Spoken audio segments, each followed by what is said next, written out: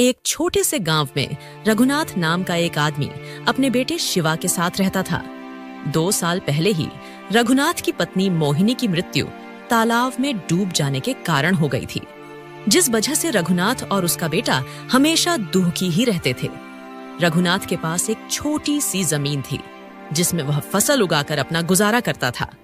एक दिन, शिवा बेटा, उठ जा मेरे लाल, देख सूरज उग आया है।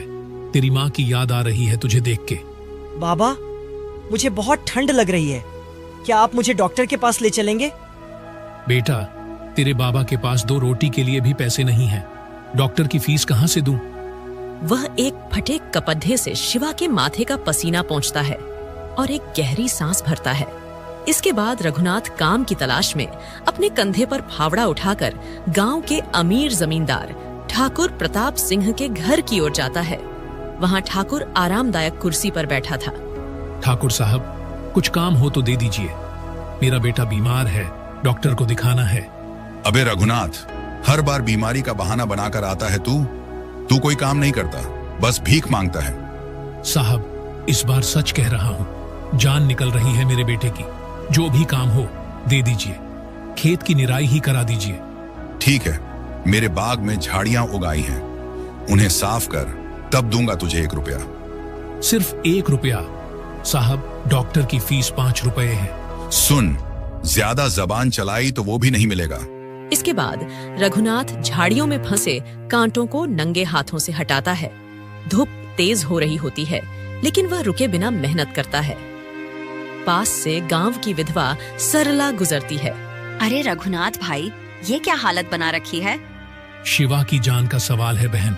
जब पेट खाली हो और बच्चा बीमार तो हाथ पांव कट जाए तो भी चलेगा। रघुनाथ, मेरे पास तो कुछ नहीं है, लेकिन भगवान से दुआ करूंगी कि तेरे शिवा को जल्द राहत मिले। रात का समय, रघुनाथ थका हारा हाथों में 1 रुपया लिए लौटता है। शिवा बेसुध पड़ा था, उसकी सांसें लड़खड़ा रही थीं। शिवा बेटा, देख बाबा काम करके आया है, कल और कमाऊंगा और तुझे दवाई दिलवाऊंगा। वह शिवा को अपने सीने से लगाकर बैठा रहता है। आंसू बहते रहते हैं। धीरे धीरे झोपड़ी में अंधेरा छा जाता है। अगली सुबह झोपड़ी के अंदर शिवा की सांसें और भी धीमी हो चुकी थीं। रघुनाथ ने सारी रात जागकर बेटे की सेवा की। उसके चेहरे पर थकावट और चिंता साफ झलक रही थी। हे भगवान, आज भी कोई करिश्मा कर दे, मेरा बेटा बस बच जाए। शिवा हल्के स्वर में कराहता है। रघुनाथ तुरंत उसकी हथेली पकड़ता है। बाबा, पानी। अभी लाता हूँ बेटा, तू रुका रह। रघुनाथ कुएं पर पहुंचता है। वहां पहले से ही कुछ औरतें पानी भर रही थीं। वो अपनी टूटी बाल्टी लेकर खड़ा होता है। एक औरत उसे देखती है और ताना मारती है। अबे रघुनाथ, जब देखो तब रोता ही रहता है, सब तुझसे परेशान हो गए हैं। बहन, बच्चा बीमार है, थोड़ी देर में भर लूंगा, तू बस मुझे 2 लोटा पानी दे दे। मेरा पानी तुझे क्यों दूं? मेहनत कर और भर। रघुनाथ थके हुए हाथों से बाल्टी डालता है, लेकिन बाल्टी हाथ से छूटकर कुएं में गिर जाती है। वह घुटनों पर बैठकर आंसू बहाता है। इसके बाद वह किसी तरह पानी लेकर घर पहुंचता है और अपने बेटे को पानी पिलाता है। फिर रघुनाथ तुरंत सरपंच की हवेली की ओर बढ़ता है। वहां पहुंचकर वह हाथ जोड़कर खड़ा हो जाता है। सरपंच दीनदयाल एक नौकर के साथ वहां बैठा था। सेठ जी, कृपा करें, डॉक्टर के लिए 5 रुपए उधार दे दीजिए, नहीं तो मेरा बेटा मर जाएगा। रघुनाथ, तू हर हफ्ते उधार मांगने आ जाता है, तेरे जैसे निकम्मों पर दया दिखाना भी पाप है। सेठ जी, मैं मजदूरी करके सूद सहित लौटा दूंगा। ठीक है, मेरी गाय का गोबर उठाएगा तब दूंगा 1 रुपया। आज ही पूरी गौशाला साफ करना होगा। कर लूंगा, जैसे भी हो, शिवा के लिए कर लूंगा। दोपहर की तपती धूप, गौशाला से बदबू और मक्खियों की भरमार। रघुनाथ फावड़े से गोबर उठाते उठाते थककर चूर हो गया था, मगर मन में एक ही आवाज थी, शिवा को बचाना है। हे प्रभु, मुझे चाहे जो सजा दे, पर मेरे शिवा को मुझसे मत छीनना। शाम का समय, रघुनाथ 5 रुपये इकट्ठे करके शिवा को लेकर पड़ोस के गांव के डॉक्टर के पास पहुंचता है। डॉक्टर बूढ़ा लेकिन अनुभवी था। इतनी देर कर दी रघुनाथ, बच्चा अब भी बच सकता है, लेकिन जल्द दवा देनी होगी। लो साहब, ये 5 रुपए, बस शिवा को बचा लो। मैं कोशिश करूंगा, लेकिन अब सिर्फ दवा नहीं, दुआ भी जरूरी है। रात का समय।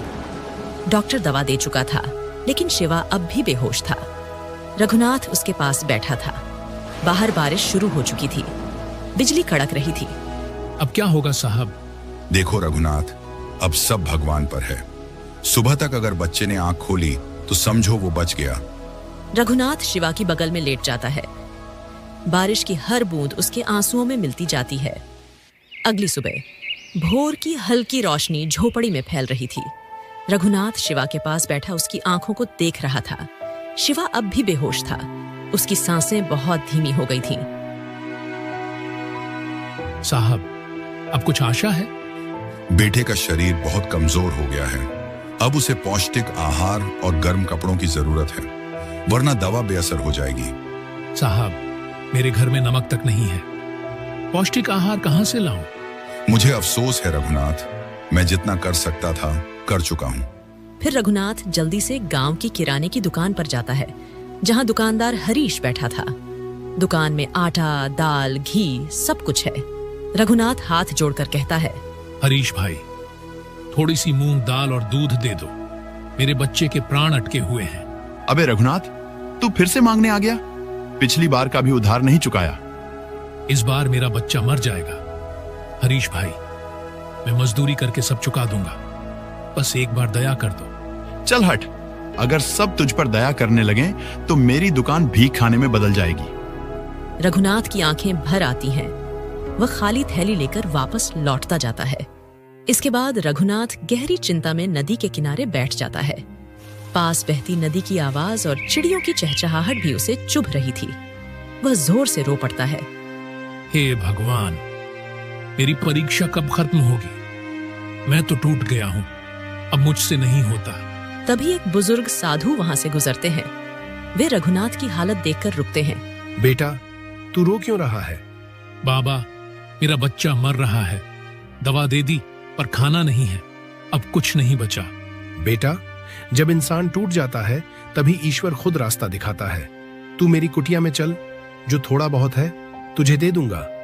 साधु रघुनाथ को अपनी कुटिया में ले जाते हैं, जहां कुछ भुने चने, थोड़ा दूध और गुड़ रखा था। वह सब थैले में बांध देते हैं। बेटा, ईमानदारी से मांगी चीज कभी व्यर्थ नहीं जाती। ले जा, अपने बच्चे को ये खिला और विश्वास रख, सब ठीक होगा। आपका ये उपकार मैं कभी नहीं भूलूंगा। बेटा, ये उपकार नहीं, इंसानियत है। रघुनाथ थैली लेकर लौटता है। डॉक्टर को बुलाता है। शिवा को धीरे धीरे दूध पिलाया जाता है। उसकी आंखें थोड़ी हिलती हैं। वह धीरे से कराहता है। शिवा, मेरे लाल, तेरा बाबा आ गया है। देख, तेरा खाना ले आया। शिवा की आंखों के कोने हल्के से हिलते हैं। डॉक्टर मुस्कुराता है। अब उम्मीद है रघुनाथ, ये अच्छा संकेत है। रात के अंतिम पहर में शिवा की सांसें सामान्य हो जाती हैं। रघुनाथ थक कर शिवा के पैरों के पास बैठा सो गया। सुबह का समय। बाबा, रघुनाथ चौंक कर उठता है और रोते हुए उसे सीने से लगा लेता है। मेरे बच्चे, तू ठीक हो गया। तू फिर से बोलने लगा। आपने मुझे बचा लिया बाबा। हाँ बेटा, सब भगवान की कृपा है। इसके बाद रघुनाथ डॉक्टर का धन्यवाद कर अपने बेटे के साथ घर लौटता है।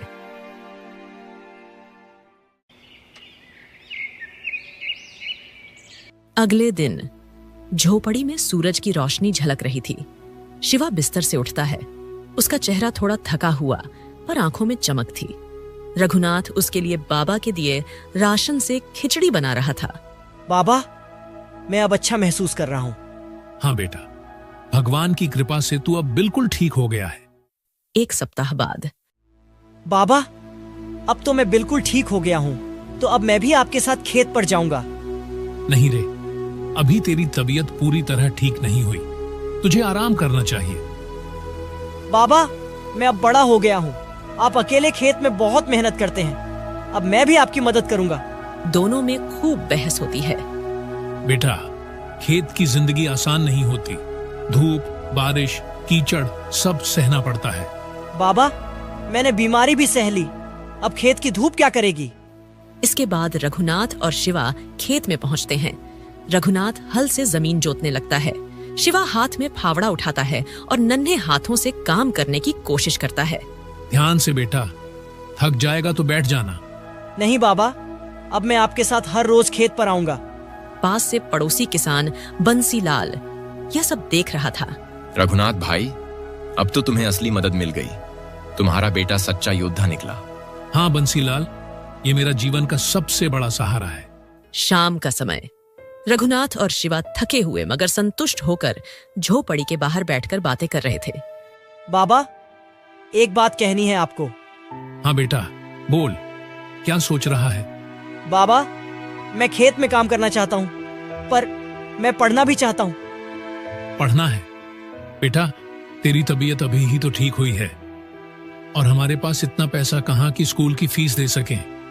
बाबा, मैं मेहनत भी करूंगा और खेत में भी मदद करूंगा, पर अगर आप साथ दें तो मैं डॉक्टर बन सकता हूँ। रघुनाथ गहरी सांस लेता है। उसकी आंखें छत की ओर टिक जाती हैं। एक ओर बेटे का सपना है, दूसरी ओर गरीबी की जंजीरें। डॉक्टर, बेटा ये सपना बहुत बड़ा है। हमारे जैसे गरीब लोग ये नहीं कर सकते। बाबा, आप ही तो कहते थे मेहनत से बड़ा कोई हथियार नहीं। अगर आप मेरा साथ देंगे तो मैं ये सपना जरूर पूरा करूंगा। ठीक है बेटा, अगर तुझे पढ़ना है तो मैं दिन रात खेत में काम करूंगा। तू बस दिल से मेहनत करना। बाबा, आप दुनिया के सबसे अच्छे पिता हो। अगली सुबह शिवा किताबों की पुरानी थैली लेकर स्कूल की ओर जा रहा था।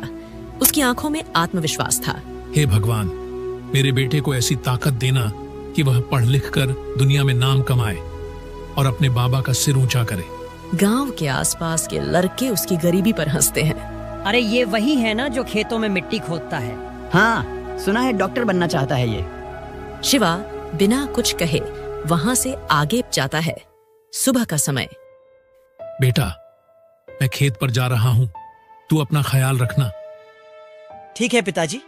शिवा भी अब अपनी पढ़ाई के लिए एक ईंट ढोने वाले ठेकेदार के यहाँ काम करने लगता है।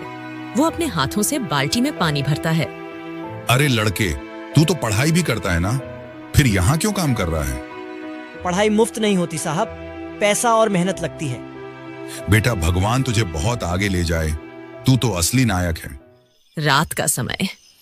रघुनाथ जलती आंखों से बेटे को देखता है, जो लालटेन की मध्यम रोशनी में किताबें पढ़ रहा था। शिवा, अब तो सो जा। तू सुबह से मजदूरी कर रहा है और अब पढ़ाई। शरीर है बेटा, थक जाएगा। बाबा, और कुछ साल की मेहनत है, फिर डॉक्टर की परीक्षा है। मैं पास होकर दिखाऊंगा। तेरे हौसले को सलाम है मेरे लाल। कुछ सालों बाद परीक्षा का दिन। शिवा परीक्षा देने जाने के लिए तैयार था।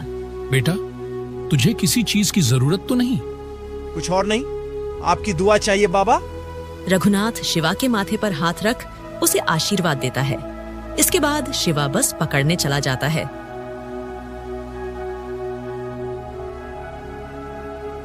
शिवा शहर जाकर परीक्षा देता है और ट्रेनिंग करता है। कुछ महीनों बाद झोपड़ी के बाहर डाकिया आता है। डाकिया एक लिफाफा लाता है। शिवा दौड़कर लेता है। रघुनाथ सांस रोककर उसे पढ़ते देखता है। बाबा, मैं डॉक्टर की परीक्षा में पास हो गया। भगवान का लाख लाख शुक्र है। मेरी मेहनत, मेरी आस्था और मेरे बेटे की लगन रंग लाई। दोनों पिता पुत्र गले मिलते हैं। सुबह का समय। झोपड़ी के बाहर शिवा डॉक्टर की डिग्री हाथ में लिए बैठा था। पिता रघुनाथ चारपाई पर बैठे थे। शिवा सामने खामोश बैठा सोच में डूबा हुआ था। क्या हुआ बेटा? अब तो डॉक्टर बन गया है, फिर ये चुप्पी क्यों? बाबा, सोच रहा हूँ कि शहर जाकर नौकरी करूँ या कुछ और। जैसा तेरा मन कहे, लेकिन अब तो आराम का समय है। बाबा, मैं सोच रहा हूँ कि गांव में ही अस्पताल खोलूं, ताकि किसी और को मेरी तरह तकलीफ ना हो। गांव में? बेटा, तू शहर में लाखों कमा सकता है। पैसे से ज्यादा जरूरी इंसानियत होती है बाबा। जब मैं बीमार था तो हमें कितने लोगों से उधार मांगना पड़ा था। अब मैं चाहता हूं कि कोई और बच्चा पैसे की कमी की वजह से अपने माँ बाप से न कहे कि बचाओ मुझे बाबा, और लाचार महसूस न करे। गांव की चौपाल। शिवा गांव वालों से बात करता है। गांव के बुजुर्ग, महिलाएं, नौजवान सभी चौपाल पर जमा होते हैं। शिवा खड़ा होकर अपनी बात रखता है। सुनो सभी, मैं चाहता हूं कि हमारे गांव में एक छोटा सा अस्पताल हो जहां फ्री या बहुत कम पैसों में इलाज हो, दवाइयां हों और इंसानियत की सेवा हो। लेकिन बेटा, ये कैसे होगा? जमीन और पैसे कहां से आएंगे? दादाजी, मैंने अपनी पढ़ाई के दौरान जो थोड़ी बचत की है उससे शुरुआत करूंगा, और जो भी जमीन बाबा देंगे वही मेरी क्लिनिक की जमीन होगी। बेटा, तू सच में हमारे गांव का रक्षक बनकर लौटा है। शाम का समय। रघुनाथ एक जमीन के टुकड़े की ओर इशारा करते हैं। ये जमीन तुझे दे रहा हूं बेटा, तू इस पर चाहे अस्पताल बना, चाहे सपनों का महल, ये अब तेरे नाम है। बाबा, ये जमीन नहीं, ये तो आपकी आशाओं और मेरे सपनों का पुल है। अगले दिन से अस्पताल का निर्माण शुरू होता है। शिवा खुद ईंटें उठाता है, मिस्त्रियों संग काम करता है। गांव के नौजवान भी साथ देते हैं। कुछ महीने बाद अस्पताल बनकर तैयार हो जाता है। अब तू असली डॉक्टर बना है बेटा, जो सिर्फ शरीर नहीं, दिलों का भी इलाज करता है। बाबा, ये अस्पताल नहीं, ये मेरे गांव के लिए मेरी छोटी सी भेंट है। डॉक्टर बाबू, आपका आशीर्वाद है, अब तो हमें शहर नहीं जाना पड़ता। अब ये आपका ही अस्पताल है अम्मा। ये तो मेरा सौभाग्य है जो मुझे आप लोगों की सेवा करने का मौका मिला। उधर गांव की किराना दुकान से हरीश घबराया हुआ बाहर निकलता है। हरीश का बेटा जमीन पर गिरा पड़ा था, सांसें तेज चल रही थीं। अरे कोई जल्दी से डॉक्टर शिवा को बुलाओ, मेरे बेटे को कुछ हो गया है। ले जाओ भाई सीधे अस्पताल, डॉक्टर शिवा है ना, सब संभाल लेगा। हरीश तुरंत अपने बेटे को गोद में उठाकर भागता हुआ अस्पताल पहुंचता है। शिवा तुरंत जांच करता है। डॉक्टर बाबू, शिवा बेटा, मेरे बेटे को बचा लो, इसकी हालत बहुत खराब है। चिंता मत कीजिए हरीश चाचा, मैं पूरी कोशिश करूंगा, बस आप धैर्य रखें। अस्पताल के बाहर हरीश एक कुर्सी पर बैठा था। उसकी आंखें में आंसू थे। तभी पीछे से रघुनाथ आकर उसके पास बैठते हैं। हरीश भाई, याद है वो दिन जब मैंने अपने बेटे की दवा के लिए आपसे उधार मांगा था? हाँ, बहुत अच्छे से याद है। आज वही बेटा डॉक्टर शिवा बनकर आपके बेटे की जान बचा रहा है। मैं बहुत शर्मिंदा हूं रघुनाथ, मैं उस दिन स्वार्थी बन गया था, माफ कर दो भाई। हर कोई गलती करता है हरीश, लेकिन शिवा की तरह यदि कोई सेवा कर सके तो वही सच्चा इंसान है।